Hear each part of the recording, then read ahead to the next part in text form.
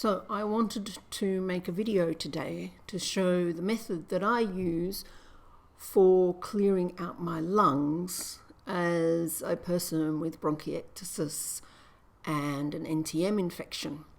And there's a lot of videos on the internet showing lung clearance techniques, but they're very sanitary, so they don't show people actually coughing up sputum. And I thought everyone would enjoy seeing me cough up sputum.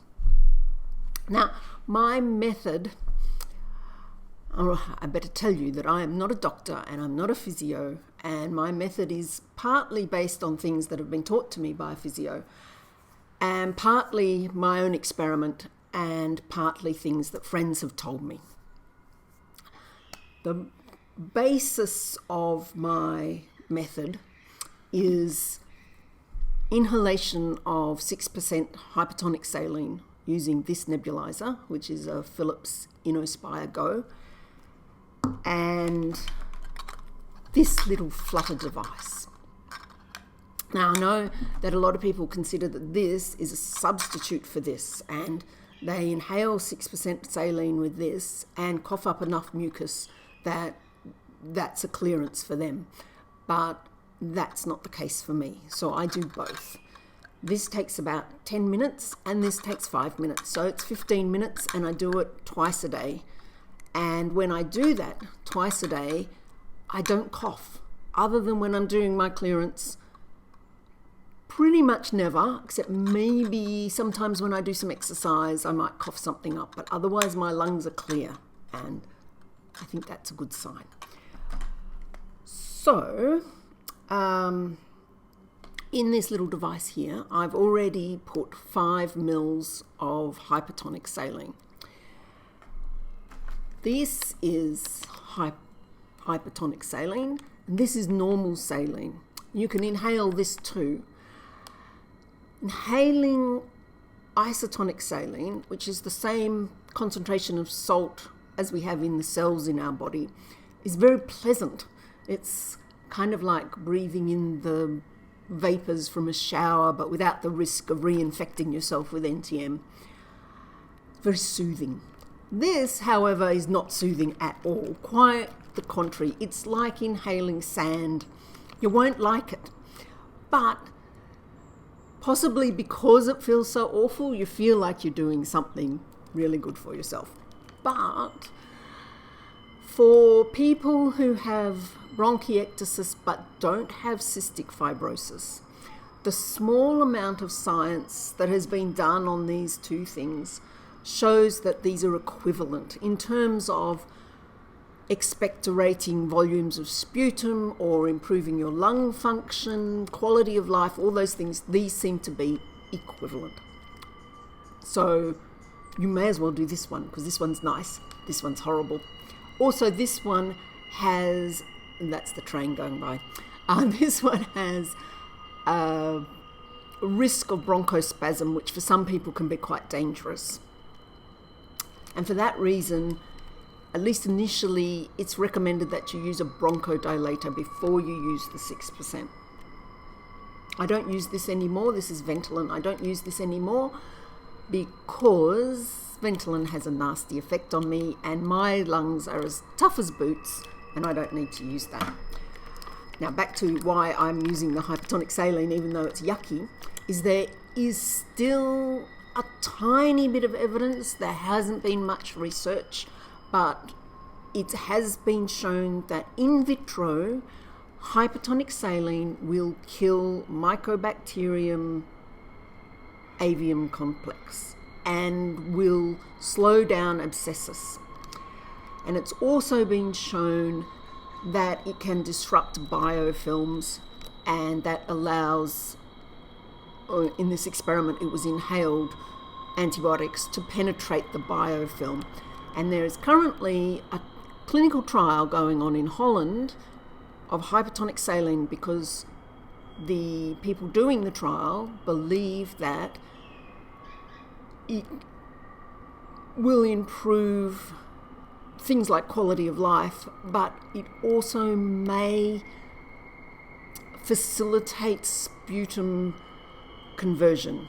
And sputum conversion is what everybody with NTM wants. So until the results of that trial come in, I'm having the yucky one, hypertonic saline. All right, so here I go. This takes 10 minutes, so I'm going to speed this up because it's boring and nothing much happens. I cough a little bit, but I don't cough up a lot. And I just check that my nebulizer is working. And here I go.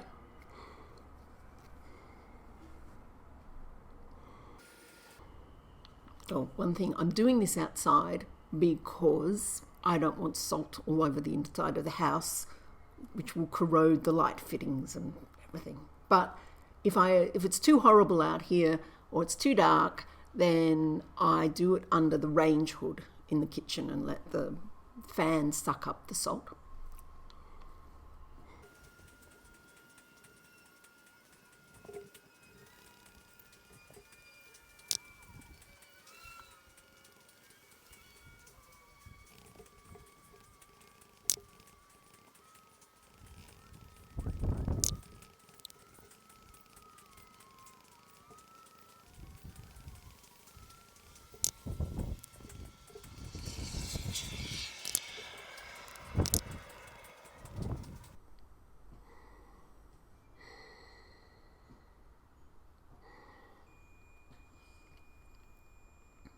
Finished.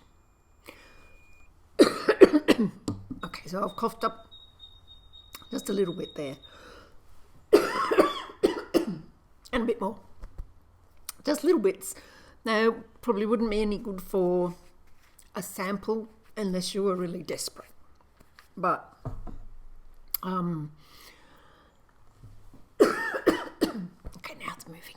Oh, I should also say that for the last 4 days, I've only been clearing once a day because I've been trying to save up my sputum for samples. So I did 3 samples in the previous 3 days, and tonight I will go back to twice a day. Okay, so now the little pipe.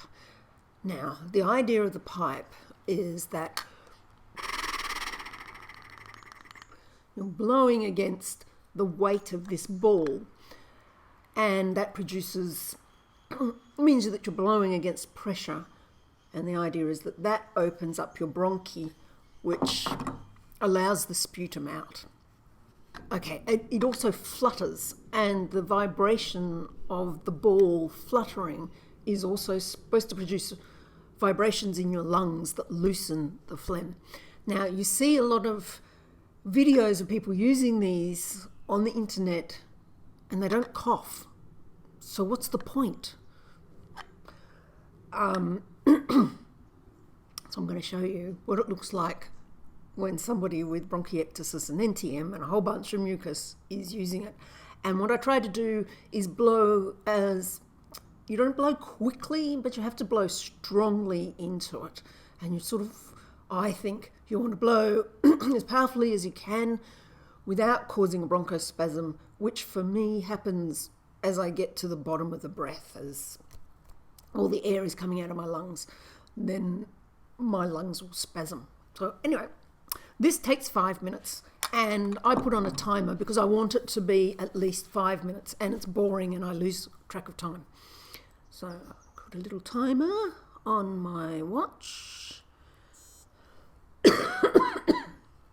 So little bits of phlegm are coming up every now and then from the saline. And like I said before, for some people, they consider that a clearance, but I want to get more out. So here we go.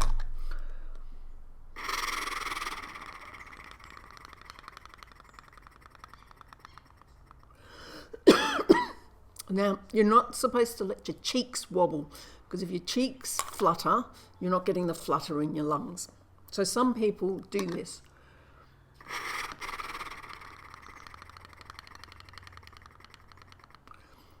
But I don't bother.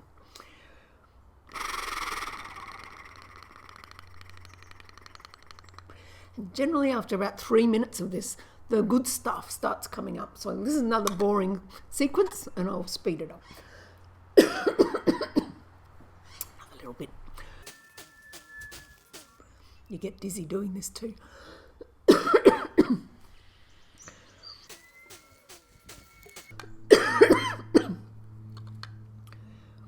Probably can't see it, but I'm pushing out really hard to get the last bit of air out of my lungs. I just find that brings up more stuff. It's just a matter of experimenting, I think, with what works for you. Oh, that was a lovely bit. Probably could have put that in a jar.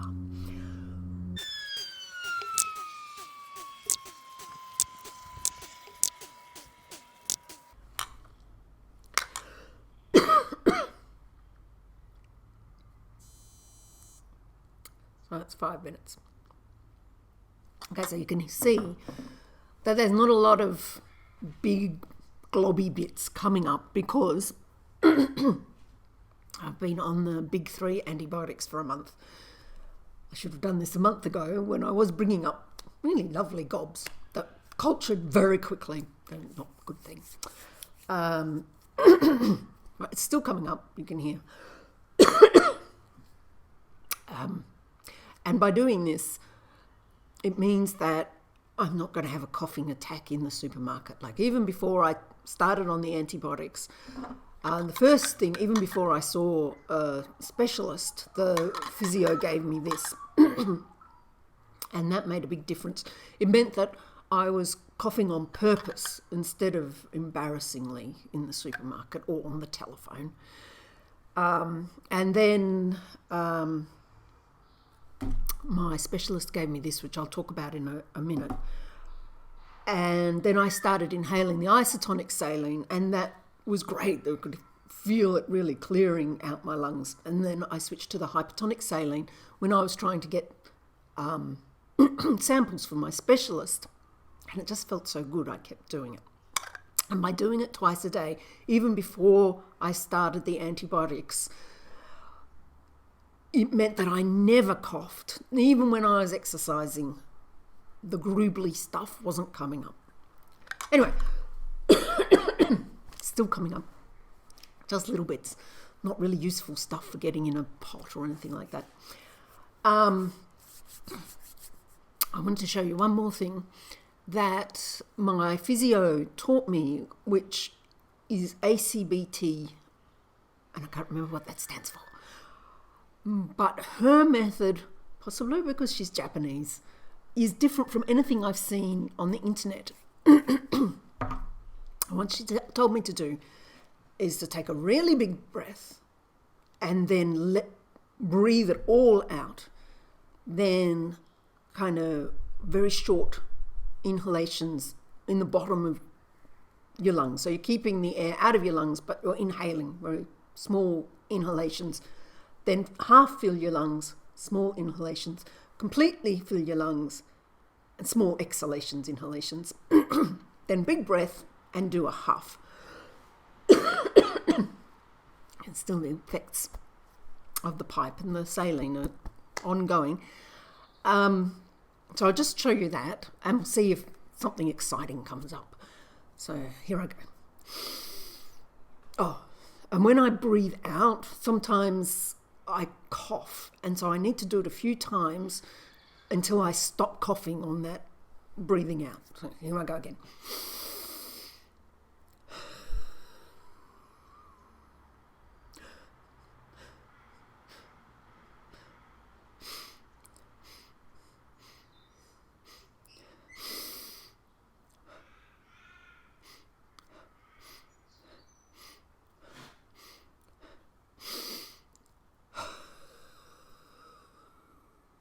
You're a bit of a wheeze. So that got a bit up, but you know, it's a lot of work. So I don't do a lot of that because the pipe and the saline kind of gets things done. All right, so my last step when I finished all that, which this sort of gets me on my way for the day, calms my lungs back down because they're a bit cross about inhaling all that saline. This is controversial. So this was prescribed by my first specialist, and because my lungs are inflamed. Not surprising considering the slimy bacteria that's growing in them.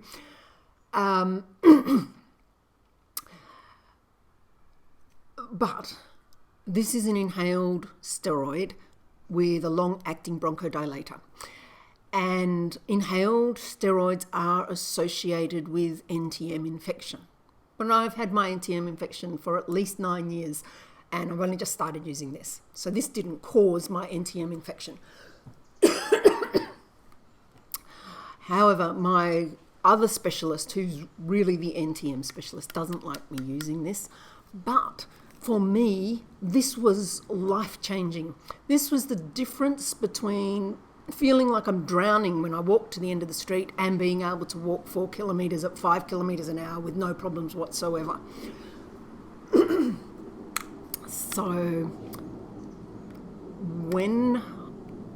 hopefully when I achieve sputum conversion, we will revisit this and the dose that I'm taking, which is a bit on the high side, and the correlation with NTM is dose dependent. But in the meantime, this is how I finish my clearance.